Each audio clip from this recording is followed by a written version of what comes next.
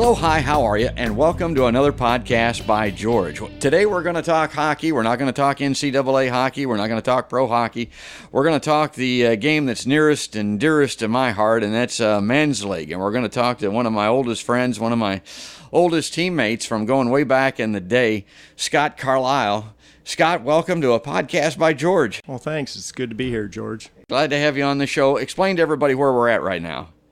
Physically where we're at? Yeah, where we're at. We're sitting in my office right now, just kind of going to chew on some men's league hockey. Yeah, and this is a blue-collar world here. You guys run a mechanical contract. Exactly what is it that you do? Yeah, we do plumbing mostly. We do anything that runs pipe. We do chilled water, all that, but, you know, we sub out the sheet metal and stuff. But we've been here for, my brother and I bought it 2000. My dad started in 81, so I've been here since 87. Yeah. So, yeah. So you're a businessman, you're a family man, you're a men's league hockey player, and, it's kind of a senior men's league thing. And people ask me why I still do that or what the fascination is with it. And I say, well, there's lots of reasons guys do this. And there's been an explosion in popularity with the men's leagues here in the area that we play in.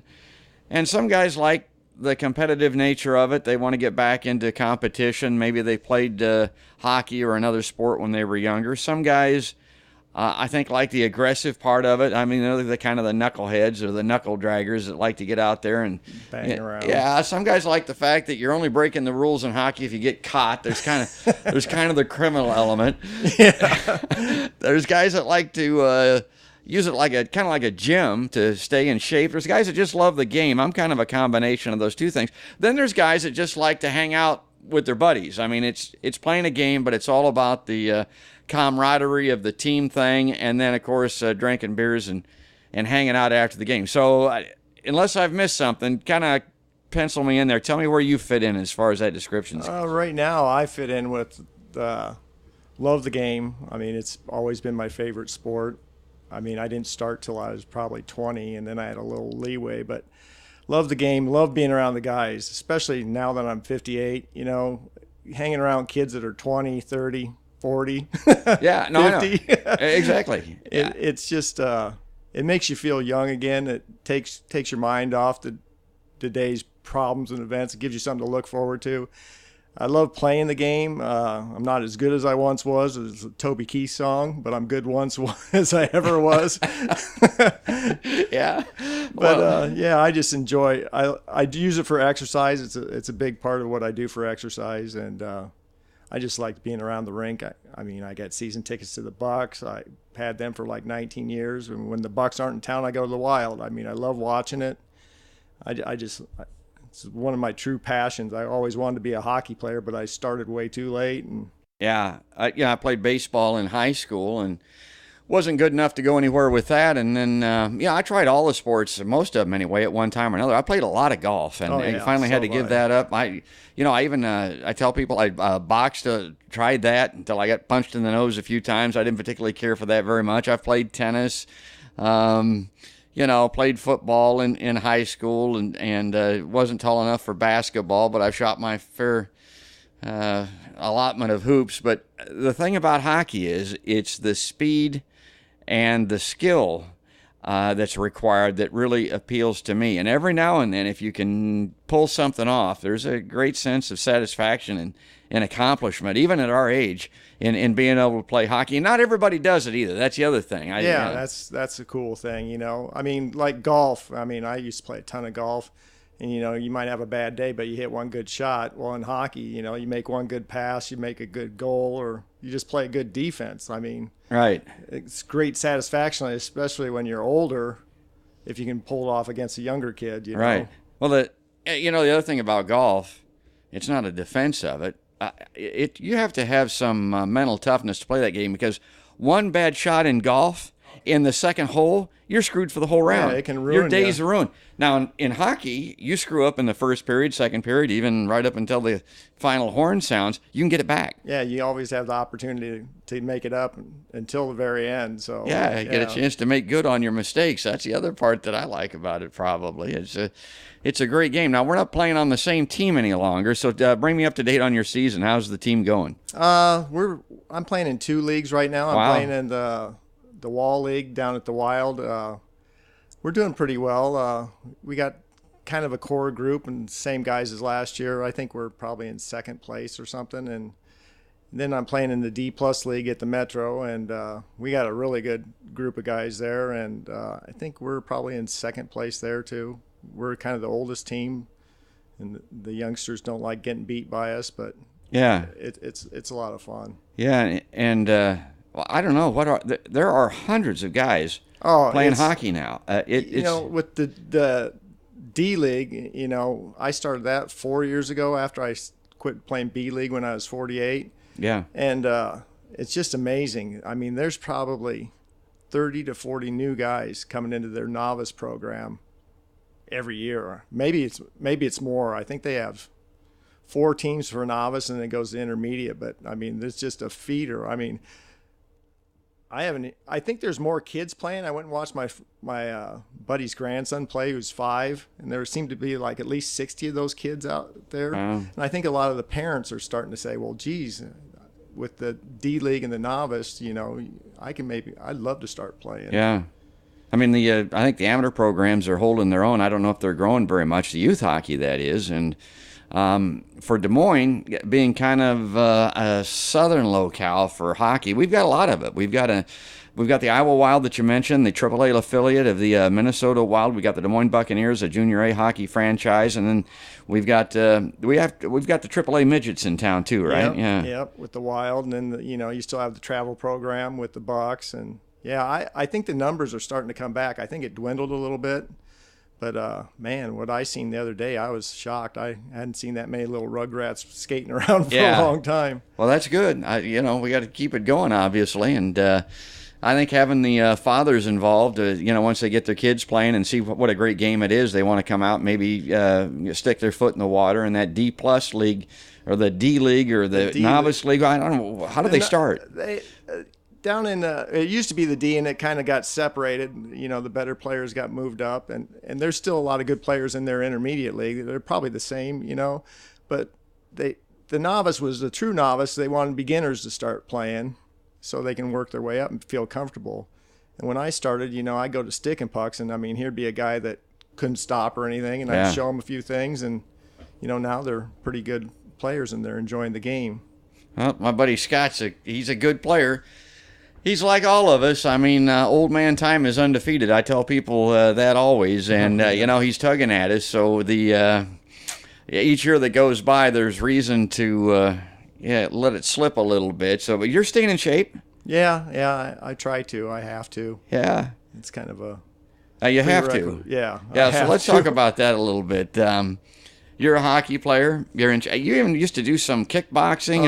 I did about 7 years of taekwondo. It was high brown twice, and then I did Farrell's kickboxing for 3.5 years pretty regularly. I was probably when I was 49, 50, I was in the best shape of my life.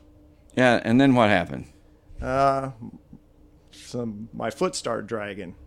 Yeah, that's a bad sign. That's not good. Yeah, that can be any number of things. About 6.5 years ago, and people are asking me, why's your foot dragging? I'm like, I don't know. I get done golfing and I was limping, or walking the dog with my wife. Why's your foot dragging? I'm like, I don't know. And then when I was doing Farrell's, my right side, I couldn't punch or kick as fast. And I'm like, I started joking, maybe I had a stroke. This is like 6 years ago. So no, that wasn't it. I got tested for a stroke. So then like 5.5 years ago, I went to a neurologist for 3 times in 6 months, and I couldn't brush my teeth with my right hand, and I was having difficulty walking, and he couldn't figure out what was wrong with me. So a buddy of mine told me, why don't you go to Mayo on a executive physical? He goes, you own your own business. He goes, go up there. He goes, they'll figure it out. And so in October 5 years ago, I went up there and I got diagnosed with Parkinson's. Whenever I think of Mayo and a Parkinson's diagnosis, it reminds me of this friend that I had 20 years ago. She, matter of fact, where I worked, she went up to Mayo for her son who had a kidney issue that they were looking at. She had her SO, significant other, husband, whatever you want to call it, with her.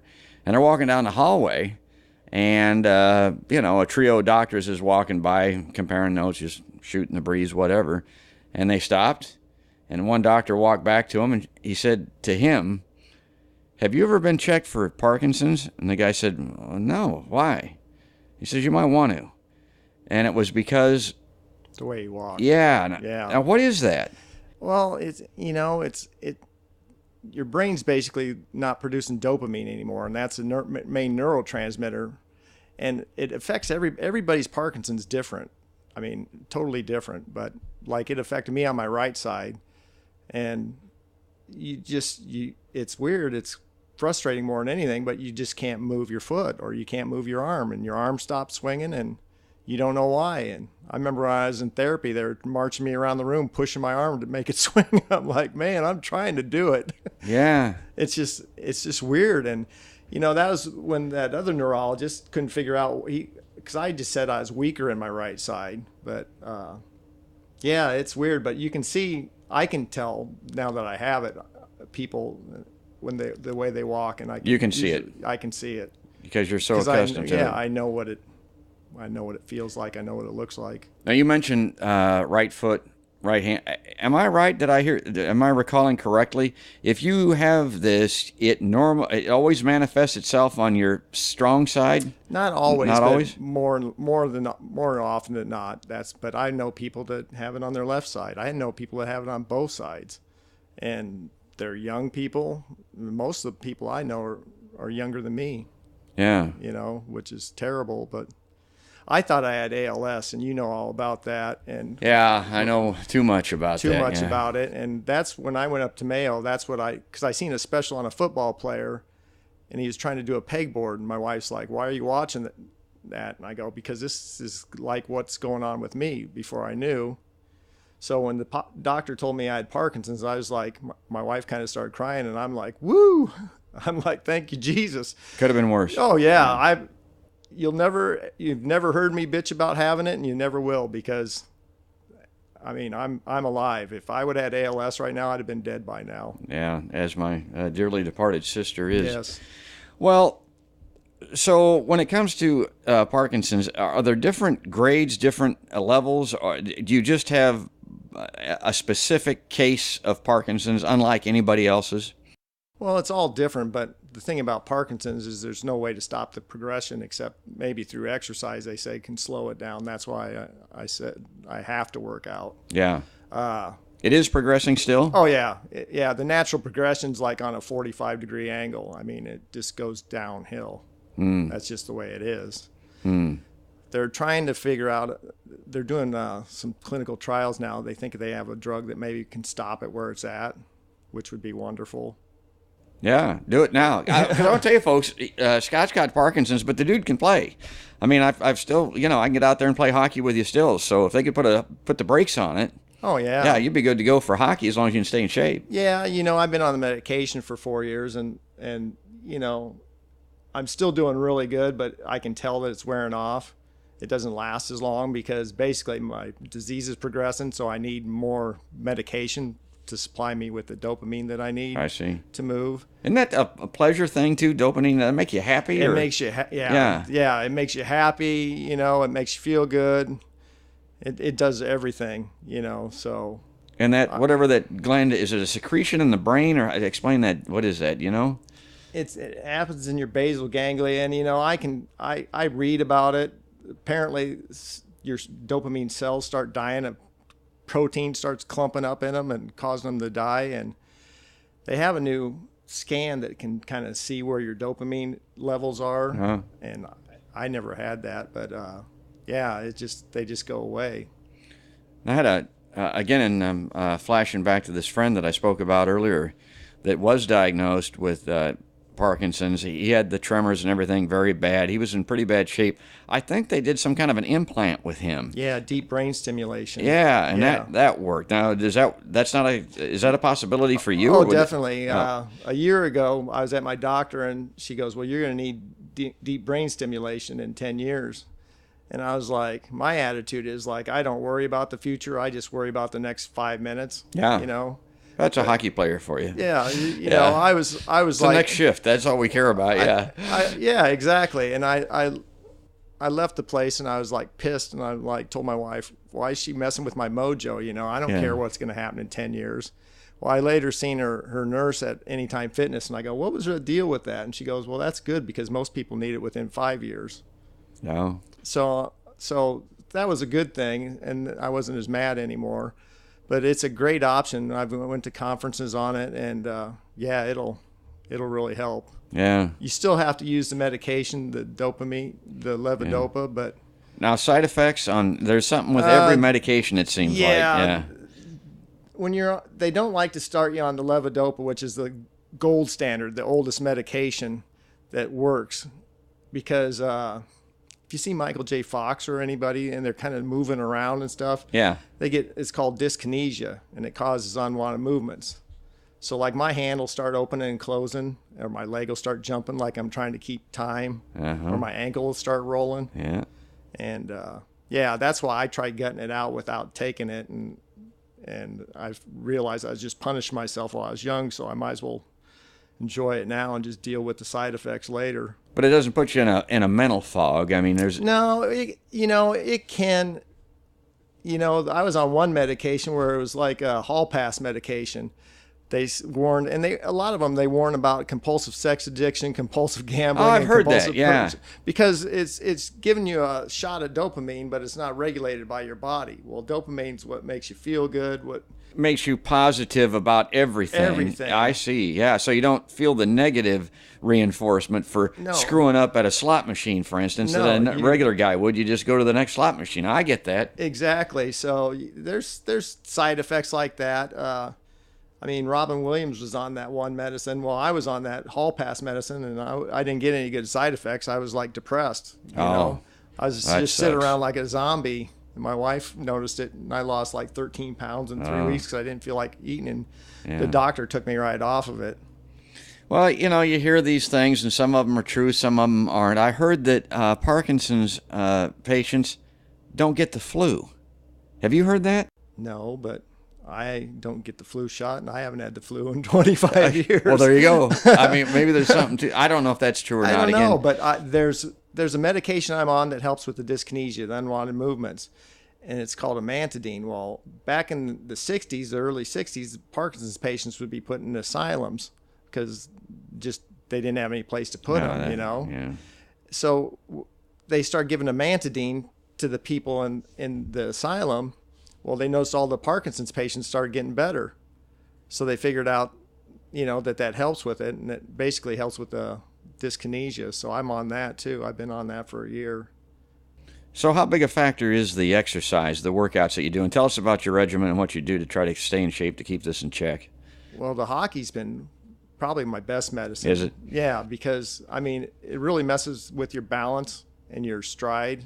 A lot of Parkinson's people shuffle. Yes. And kind of lean forward on their toes. And a lot of them, their balance is bad. I mean, when I went in for to get tested with my stroke, she noticed, well, your balance is off. And I'm like, that's impossible, but it was. So it's really helped. Skating helps with my balance. And that's probably my biggest challenge playing hockey now is my balance. But it helps with that. It helps with lengthening my stride. Stick handling, I do that in my garage. I mean, it really I can see where all those things. I mean, if you can stay upright on a blade on ice, it's got to help walking. Oh, definitely. Yeah, that makes sense to me. Yet if you told somebody a guy that has Parkinson's is playing hockey, they either wouldn't believe it or they think you're nuts, but it works, huh? Yeah, I've only know of Michael J. Fox. He still skates. He's a Canadian. Yeah, he used to play men's league in L.A. with my buddy. Yeah. And then I just met this kid that was named the 21st Duck for the Anaheim Ducks that skates, and he's 29, and he has Parkinson's, and he's had it since he was 17. So in January, I'm going to go out and go to a Ducks game and meet him, but we're kind of like saying maybe we ought to start a Facebook page and see if there's got to be other people that have it, Well, yeah, because once you get it in your blood, and or if you're born in Canada or Minnesota, they got to play. They have to. Well, a university from Edmonton contacted me because they seen one of my posts on Michael J. Fox website saying that I skated, and they do limited research because they don't have a lot of funds, but they've done research showing that stick handling helps. And skating definitely helps. That's great. Yeah. Well, I'm glad to see you're doing well. I love your attitude. Anybody that thinks that they're having a bad day, think of my pal, Scott Carlisle, the hockey player that's fighting Parkinson's every you don't day. have to think of me. Yeah. There's always somebody that has it worse, like your sister. I mean, yeah, different disease, but similar and somewhat similar. It's yeah. awful. I'm not, I give thanks every day that I didn't get told I had ALS. Yeah. Now, do they tell you? I mean, I don't want to get morbid or anything, but are you going to die of this, or is there a chance you'll die of something else? No, it'll be something else. It will be. This won't kill me. No. Oh. No. Neat. I mean, Michael J. Fox had it for 27 years. I've met people that have had it for quite a while. Yeah. And the technology, he's raised over $1 billion. And the research, they're getting close on new stuff. Like they have an inhaler or like a Listerine strip now that when your dopamine's wearing off, you can just do an inhale or put it on your tongue. So like it gives you a little bump, because when I play hockey, it's kind of a ritual because I have to stretch because I'm so stiff for about an hour, and then I have to time my medication that it's going to work the best while I'm out there so I can help my teammates. And you can't take it on the bench. You'd never take it during a game. No, you have to wait till it absorbs. You have to wait like an hour and a half, 2 hours on an empty stomach before you can take it, and then you have to wait a half hour afterwards. And then it usually kicks in about an hour and a half to 2 hours after you take it, and then it lasts, maybe another 2 hours now. Well, I love it. People will recall that to follow these podcasts, when I first started them up, I said, I'm just an average guy, but I know a lot of cool people. And Scott Carlisle is one of them. He's my buddy. He's my pal. He's our guest today, and I'm glad that he is. And I want to thank everybody for listening in to another podcast. By George.